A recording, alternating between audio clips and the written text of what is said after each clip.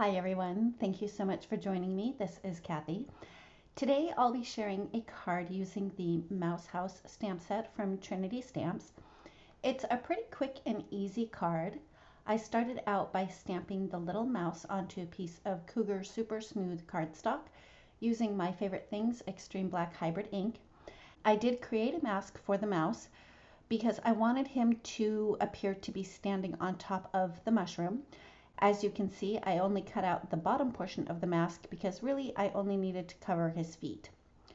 Once I had that mask in place, I started to stamp the mushrooms, and there are two different mushrooms in the stamp set, and I chose the one with the larger mushroom cap for him to stand on and stamped that one first. Then I stamped the rest of the mushrooms, and since there are two different styles of mushrooms, I just stamped them in an alternating pattern. I was feeling pretty brave when I was making this card and just kind of eyeballed where the mushrooms were going to be stamped. I did, however, stamp them kind of in a staggered line. I didn't want them to necessarily be in a straight line. I'm only going to show how I colored two of the mushroom stems just to save a little bit of time.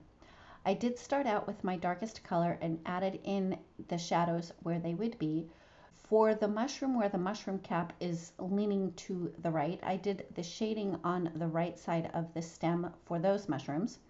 And for the mushrooms where the mushroom cap is leaning more towards the left, I did the shading on the left side of the stem.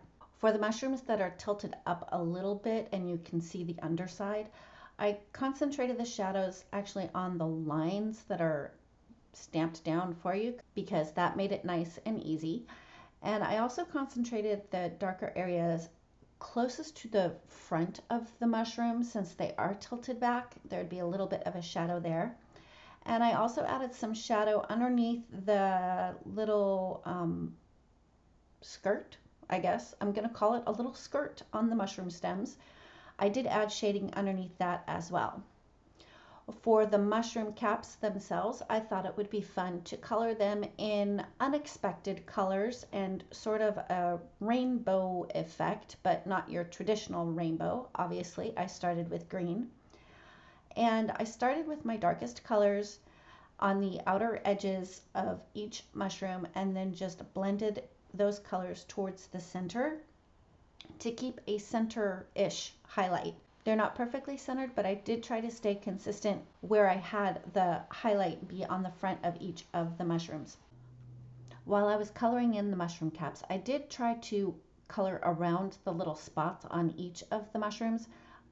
In the end, I knew that I was going to go over those spots with a white gel pen.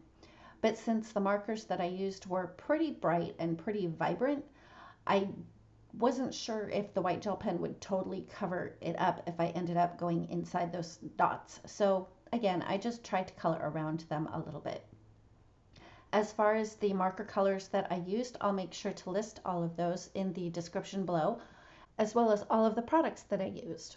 For the purple mushroom, I definitely overworked it. I wasn't quite getting the blend that I was hoping for. And the one thing that I have noticed with the Cougar Super Smooth cardstock is that it saturates pretty quickly. And it probably would have been to my benefit to wait a little bit to let some of that ink dry before I kept going over it and over it to try and get those colors to blend. So I did have a little bit of bleeding on the outer edge of the left-hand side of the purple mushroom.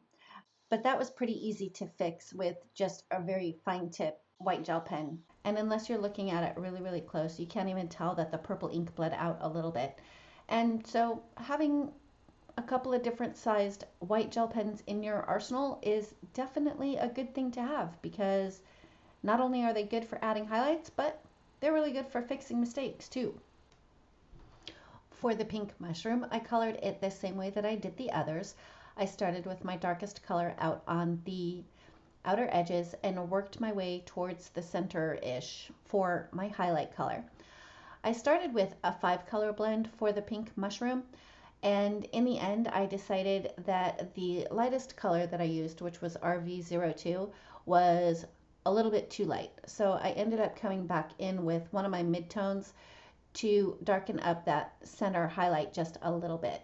And for the rest of the pink mushroom and the last mushroom, I'm going to go ahead and speed it up quite a bit because, again, I just did the same thing. Started with my darkest on the outer edges and worked my way towards the center-ish for my highlight. In other news, I don't have to worry about gremlins taking over anymore because I finally broke down and just bought a new computer. As much as I really didn't want to do that, it reached a point where I kind of had to because my old computer was getting really very glitchy, and I'm really happy with this one because holy cannoli, it is so much faster. I can edit videos a lot faster, and I can work on more than one project at a time, which is a super bonus because before I could only work on one video at a time. Anyway, moving on to the little mouse, I decided to use warm grays for him, and I concentrated the shading along the bottom of his ears and under his chin, and I just worked my way from my darkest to the lightest, and I did keep quite a highlight on the top of his head and the top of his ears, and then darkened up the area like underneath his chin and underneath his body at the top of his legs. For the pink inside his ears, I did have the darker pink at the very bottom of the inner part of his ear, and then just lightened it up with my R00. After I was done with all of the coloring, I decided that I wanted to have a strip of grass go along the bottom. So I grabbed a piece of Bristol Smooth cardstock and Mowed Lawn Distress Oxide ink. I used my mini ink blending tool to apply the ink to the cardstock because I did want the cardstock to be very saturated and very rich. After I had the ink blended on there, I spritzed it with a little bit of water and dabbed up the excess with a paper towel. I used a grassy border die from My Favorite Things and ran that through my Gemini Junior die cutting machine. I adhered that to my stamped and colored panel with my AdTech tape runner, and then I ran it through my die cut machine with a stitched rectangle die.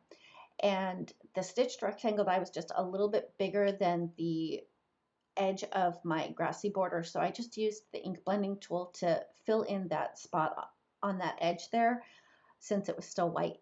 Next, I placed the stamped panel into my stamp platform so that I could stamp my sentiment, and for my sentiment I used VersaFine Onyx Black ink.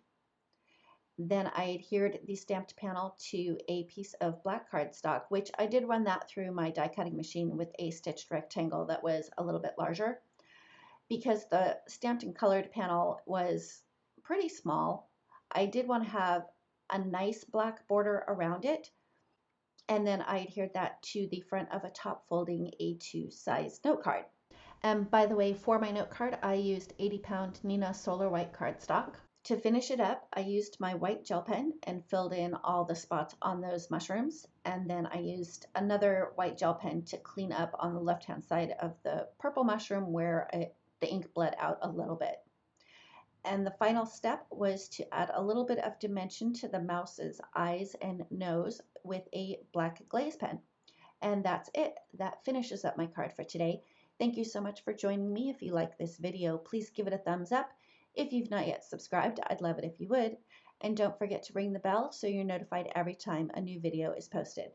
Thanks again, and we'll see you next time.